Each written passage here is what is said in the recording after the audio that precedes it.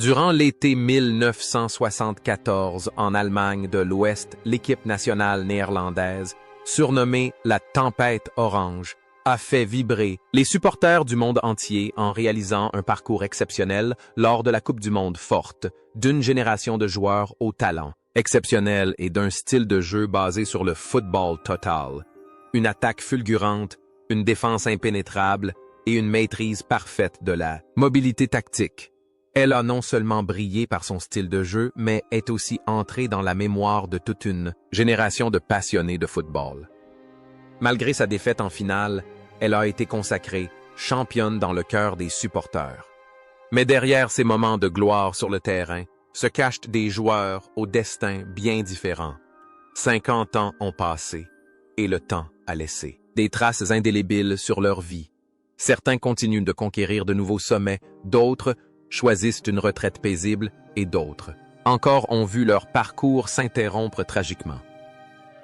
Revenons sur les hauts et les bas des joueurs qui incarnaient l'âme de la génération dorée néerlandaise de cette année-là. Neeskens était le guerrier qui protégeait l'artiste nommé Cruyff. À 22 ans, il était le moteur infatigable de la Tempête Orange, se distinguant par son tempérament fougueux, sa capacité à tacler avec agressivité et une grande technique. Son premier penalty lors de la finale de 1974 fut la preuve la plus éclatante de son caractère d'acier, puissant, direct et intrépide.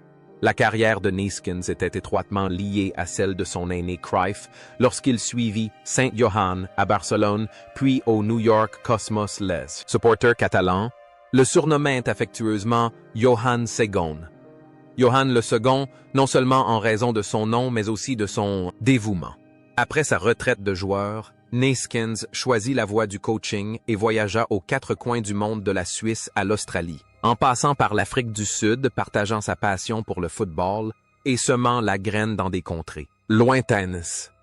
Il mena une vie discrète loin du tumulte des stars contemporaines, mais contribuant à l'essor du football. Dans la vie, Neeskens est tout le contraire de l'image de boucher qu'il projette sur le terrain. C'est un homme doux, discret et chaleureux.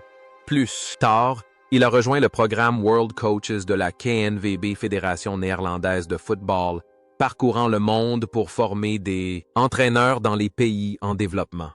Il trouve davantage de joie à aider la communauté qu'à se complaire dans la gloire passée. Sur le terrain, il était celui qui réparait les erreurs de ses coéquipiers et en dehors, il continuait de bâtir discrètement les fondations pour la génération suivante. Un sacrifice silencieux tout au long de sa vie. Cependant, une triste nouvelle a bouleversé le monde. Le 6 octobre 2024, alors qu'il participait à une mission d'entraînement en Algérie. Johan Neeskens est décédé subitement à l'âge de 73 ans. Sa disparition récente a été un choc immense, nous rappelant que les héros du passé disparaissent peu à peu de ce monde.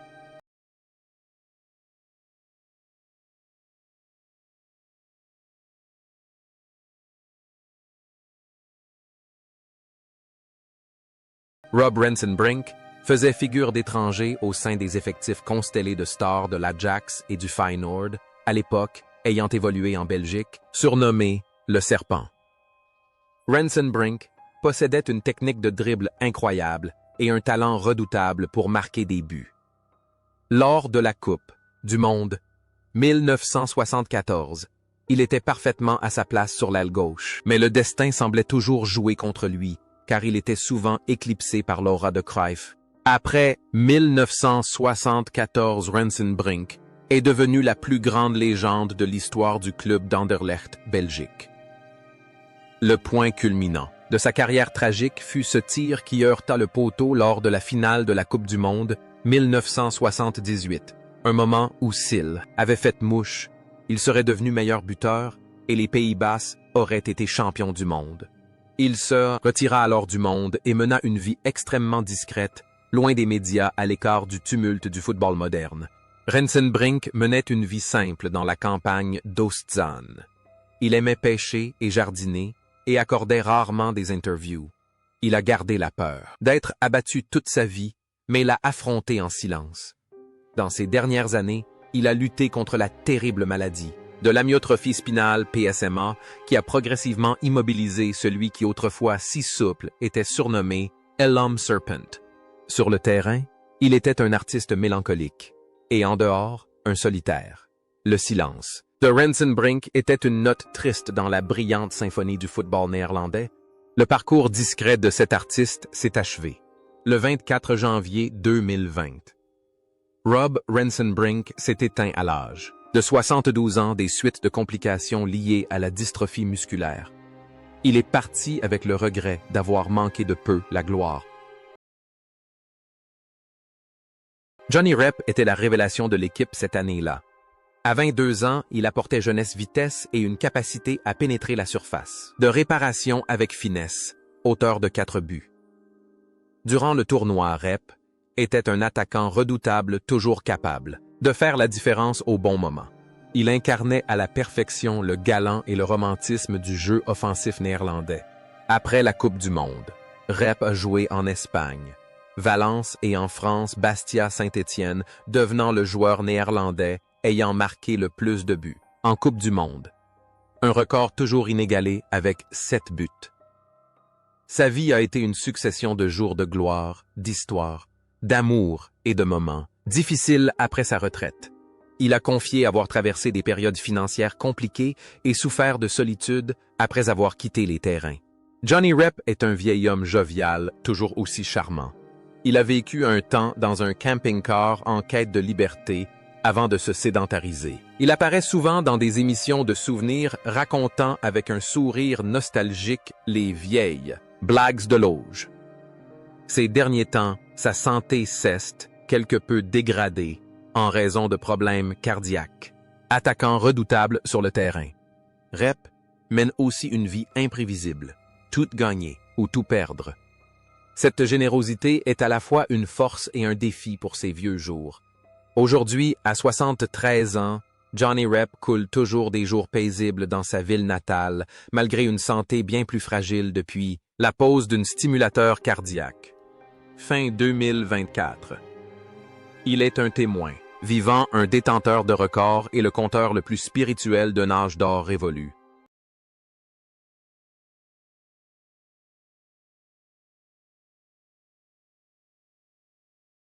Van Hanegem était le complément idéal de Cruyff lent, taciturne, mais doté d'une passe en banane qui transperçait les défenses. Il jouait avec une motivation particulière, une vengeance personnelle contre les Allemands, née d'une tragédie familiale survenue pendant la Seconde Guerre mondiale. Sur le terrain, il était un roc mentalement fort et rusé, mais aussi un artiste. Après une brillante carrière de joueur au Feyenoord, il devint un entraîneur à succès, puis l'un des commentateurs journalistes les plus incisifs des Pays-Bas, connu pour son franc-parler et son caractère difficile. Il n'hésitait pas à critiquer qui que ce soit, même ses joueurs vedettes. La vie de Van Hanegem est marquée par la résilience face au deuil. Son père et ses frères sont morts à la guerre. Il a vaincu un cancer de la prostate en 2018 avec la même ténacité qu'il déployait sur les terrains de football. Aux Pays-Bas, on le surnomme affectueusement le vieux fou attachant, qui dit toujours la vérité même quand elle est difficile à entendre. Son allure voûtée sur le terrain semble refléter le poids du passé, mais aussi sa force de caractère face aux épreuves de la vie. Il est difficile d'accès et distant, mais il cache un cœur passionné de football. Aujourd'hui, à 80 ans, Willem van Hanegem demeure une voix influente de la presse néerlandaise. Il conserve sa lucidité et son esprit vif, et reste un symbole éternel du Feyenoord, rappelant à la jeune génération la valeur de la persévérance. Johan Cruyff n'était pas seulement le capitaine, il était Saint Johan, l'âme du milieu de terrain et le fer de lance de l'équipe des Pays-Bas. De 1974, avec ses dribbles virtuoses, son fameux Cruyff Turn et une vision tactique avant-gardiste, il a transformé le football en un véritable art. À 27 ans, sa performance témoignait d'une excellence absolue forçant le monde entier à admirer le concept de joueur complet. Après l'amère mais glorieuse défaite de Munich, Cruyff continua à jouer au plus haut niveau d'abord au FC Barcelone puis à l'Ajax et au Feyenoord. Mais son plus grand héritage réside non seulement dans ses buts, mais aussi dans la révolution qu'il a impulsée en tant qu'entraîneur. Il créa la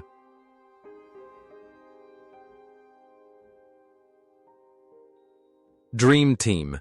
Au FC Barcelone posa les fondements de l'académie de formation de la Masia et redéfinit la mentalité du football moderne dont Pep, Guardiola et Xavi héritèrent plus tard. Sa vie fut une succession d'exploits du refus de porter le maillot à 3 bandes, d'Adidas en raison de son contrat avec Puma, au choix du prénom Jordi pour son fils en plein cœur de la dictature franquiste. En dehors des terrains, Cruyff était un homme de famille, mais aussi un homme de caractère obstiné et plein de ressources. Célèbre pour son tabagisme, il a vu son image se transformer en symbole de sa santé déclinante. Après une opération du cœur en 1948, il remplaça les cigarettes par des sucettes. Chupa Chups, une image à la fois charmante et troublante de la fragilité de la vie. Il consacra ses dernières années à la fondation Johan Cruyff, œuvrant pour l'accès au sport des enfants handicapés, fidèle à ses convictions humanitaires. Il y avait une ressemblance frappante entre Cruyff sur le terrain et Cruyff en dehors, toujours maître de la situation, toujours maître de lui refusant la médiocrité. Il vivait comme il jouait avec intelligence, obstination et talent artistique. Cependant, cette aventure extraordinaire prit fin. Le 24 mars 2016, Johan Cruyff s'éteignait à l'âge de 68, en des suites d'un cancer du poumon. Son décès laissa un vide immense dans le monde du football, mais sa philosophie est devenue immortelle. Youngblood était le choix le plus controversé, mais aussi le plus judicieux pour l'entraîneur Rinus Michels.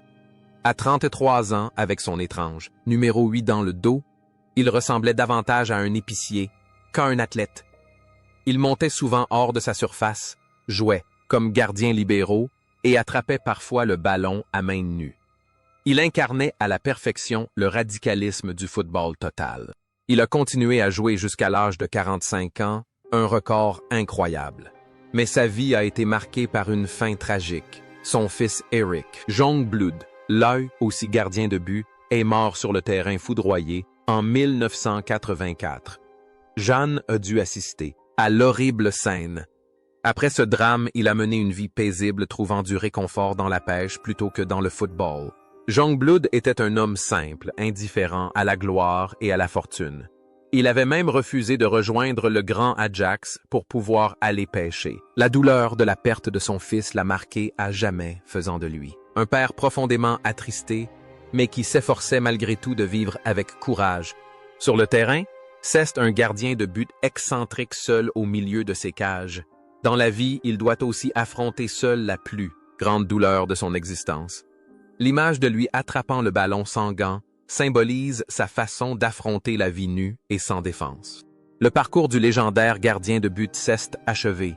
Le 30 août 2023, John Youngblood s'est éteint à l'âge de 82 ans des suites d'une longue maladie.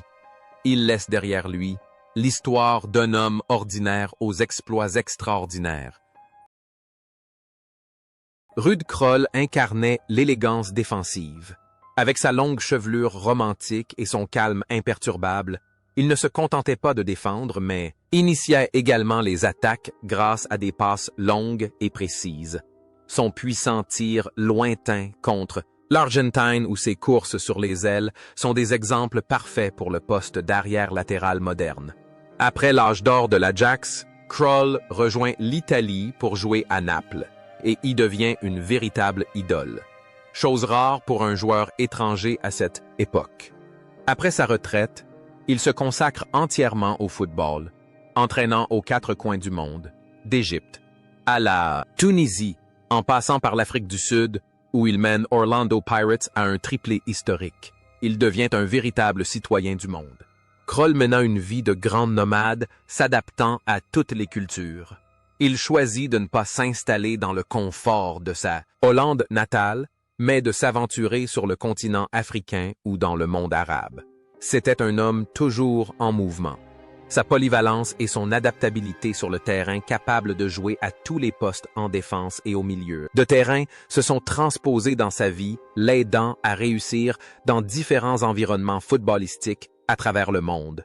Aujourd'hui, à 75 ans, Ruud Krol conserve l'élégance d'un gentleman, bien qu'il ne dirige plus d'équipe. Il est souvent sollicité comme conseiller et expert apportant aux générations futures l'expérience d'une vie de voyageur.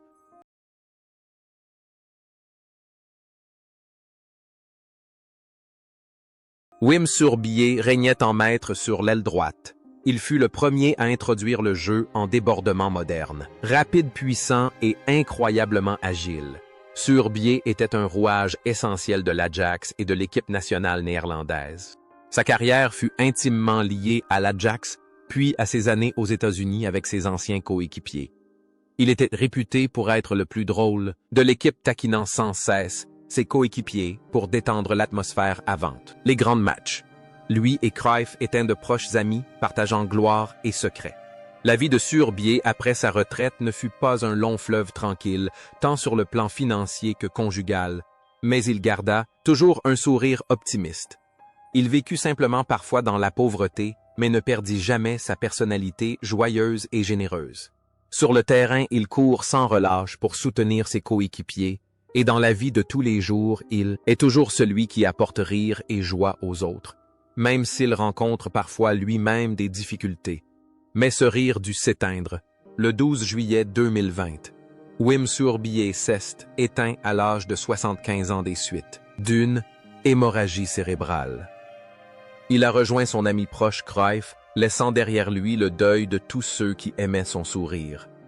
Harry Hahn évoluait au poste de milieu défensif, puis de libéraux. Sa plus grande force résidait dans ses frappes lointaines tonitruantes qui, transperçant les filets adverses, comme le but marqué contre l'Italie et l'Allemagne de l'Ouest en 1978. C'était lui qui débloquait le jeu lorsque les combinaisons étaient bloquées. Après son départ de l'Ajax, Hahn connut une brillante carrière à Anderlecht, entraîneur nomade. À l'instar de Krol, il connut un succès retentissant et une grande popularité en Chine et en Albanie. Doté d'une forte personnalité, son style d'entraînement était parfois excentrique. Ses tirs audacieux à longue distance reflétaient sa nature aventureuse, osant se lancer des défis en terre nouvelle comme le football chinois à ses débuts. Aujourd'hui, à 76 ans, Harry Hahn a pris sa retraite après de nombreuses années de voyage à travers les continents. Il mène une vie discrète, mais reste dans les mémoires comme l'un des botteurs les plus puissants de l'histoire du football américain.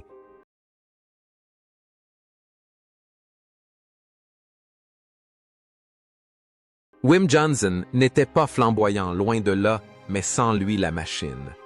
Total Force se serait effondrée.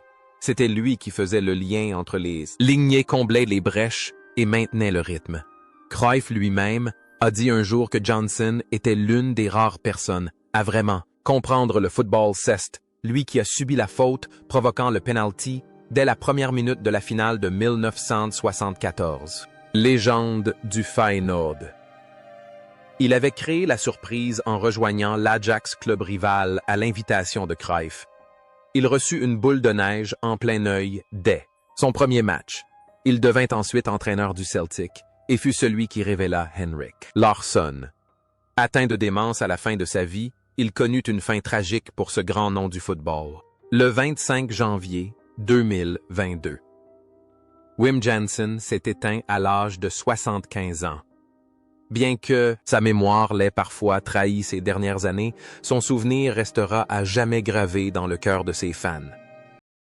Wim Rijsbergen était l'homme resté en retrait pour verrouiller la porte et combler le vide laissé par l'attaquant flamboyant Ruud Krol à 22 ans. Il a disputé les 7 matchs de la rencontre, incarnant à la perfection le rôle d'un stopper classique féroce, inflexible et d'une discipline exemplaire. Rijsbergen était le pilier de la défense, celui qui abattait les tâches les plus ingrates pour que les attaquants puissent se consacrer pleinement à leur art. Après son triomphe avec Feyenoord et 2 Coupes du Monde exceptionnelles, Rijsbergen ose un pari audacieux. Il traverse l'océan pour rejoindre les États-Unis et jouer au New York Cosmos. Là-bas, il côtoie des légendes comme Pelé et Franz Beckenbauer et s'épanouit dans le faste du football américain. Après avoir raccroché ses crampons, il se consacre pleinement au développement du football, entraînant des équipes dans des régions défavorisées comme Trinité et Tobago, l'Indonésie et les îles Salomon. Rijsbergen était un homme d'affaires sérieux et sans prétention. Sa vie était un perpétuel voyage entre les continents. Après sa carrière de joueur, il consacra une grande partie de son temps au développement du football dans les régions défavorisées, faisant preuve d'une grande ouverture d'esprit et d'un dévouement sans faille. Sur le terrain, il est celui qui en silence permet à ses coéquipiers de briller. Dans la vie, en tant qu'entraîneur, il continue d'œuvrer dans l'ombre pour aider les petites équipes de football à progresser. Une remarquable constance dans la personnalité de cet homme. Aujourd'hui, à 73 ans, Wim Rijsbergen a pris sa retraite aux Pays-Bas après avoir subi un léger infarctus il y a quelques années. Il reste dans les mémoires comme l'un des meilleurs défenseurs de sa génération, ayant joué aux côtés de Saint-Jean et de Pelé, le roi du football.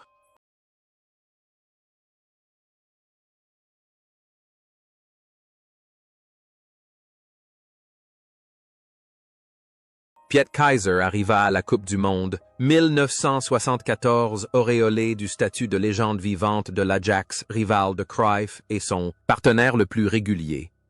Cependant, ce tournoi marqua un tournant dans sa carrière. Le sélectionneur Rinus Michels lui préférant Rob Rensenbrink. Keizer ne disputa qu'un seul match contre la Suède.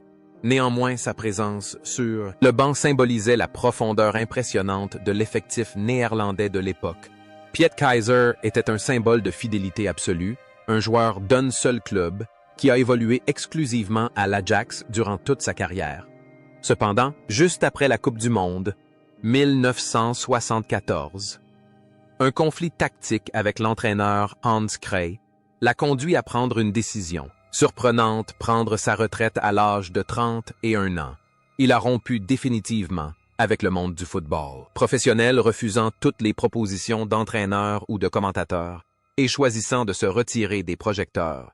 Keizer menait une vie extrêmement discrète, voire mystérieuse. Devenu agent de joueur, il agissait avec une grande discrétion. On le décrivait comme intelligent perspicace, mais quelque peu amer envers le monde du football qui avait trop changé. Depuis son époque, il attachait une importance capitale à sa vie privée et apparaissait rarement en public. Sur le terrain, Keizer était un artiste fier, doté de dribbles magiques. En dehors, cette même fierté l'a conduit à quitter le monde du football lorsqu'il a perdu le respect qu'il méritait plutôt que de faire des compromis. C'était un génie solitaire. Cependant, le parcours de ce génie s'est achevé dans une profonde tristesse. Le 10 février 2017, Piet Keizer s'est éteint à l'âge 73 ans après une courte lutte contre un cancer du poumon. Sa disparition a brutalement fait prendre conscience à tous que le football néerlandais lui devait un hommage plus digne de son vivant.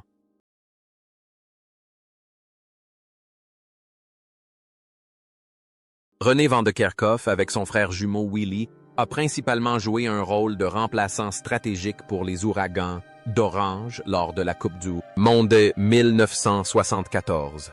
Cependant, il est entré en jeu en seconde période de la finale fatidique contre l'Allemagne de l'Ouest avec l'espoir de renverser la situation, bien qu'il n'ait joué que 45 minutes durant. Tout le tournoi, la vitesse et l'énergie de René laissaient présager l'émergence d'une future star. Après 1974, René est devenu une légende du PSV Eindhoven. Avec son frère Willy, il a brillé de mille feux lors de la Coupe du Monde 1978, atteignant une nouvelle fois la finale. Pelé l'a un jour classé parmi les 25 plus grands joueurs vivants, un honneur immense qui prouvait que son talent dépassait largement les frontières des Pays-Bas. René et Willy sont inséparables. Ce sont les jumeaux footballeurs les plus célèbres au monde, faisant tout ensemble des affaires aux événements mondains. René est un homme d'affaires jovial, sociable et prospère. Il garde toujours le sourire, même si son équipe a frôlé la finale à 2 reprises. Sur le terrain, René se précipitait sans cesse vers l'avant à une vitesse vertigineuse. En dehors du terrain, il menait une vie tout aussi dynamique, en perpétuel mouvement et en constante évolution. sa relation fusionnelle avec son frère, jumeau témoignait également de l'excellent esprit d'équipe dont il faisait toujours preuve. Aujourd'hui, à 73 ans, René van de Kerkhoff est toujours en pleine forme et se rend régulièrement dans les tribunes du stade Philips pour encourager le PSV. Il est un véritable trésor vivant du football néerlandais. La preuve que l'échec n'est parfois qu'un tremplin vers la création d'une légende.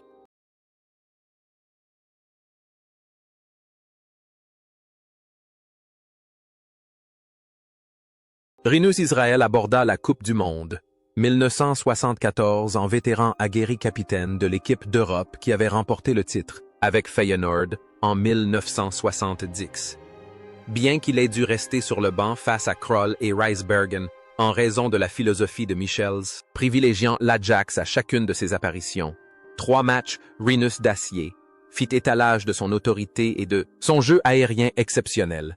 Il était le joueur idéal lorsque l'équipe avait besoin de ténacité et de puissance physique. Après sa retraite de joueur, Rinus Sest reconvertit en entraîneur et a connu un grand succès au Feyenoord, au Dynamo Bucarest et aux Émirats arabes unis. Il est réputé pour son style d'entraînement rigoureux, fidèle à son surnom de joueur. Sest également, un commentateur sportif incisif, souvent direct et controversé, qui n'hésite pas à faire des remarques sans ménagement. Rinus Israël incarne la vieille génération néerlandaise, travailleur franc et sans prétention.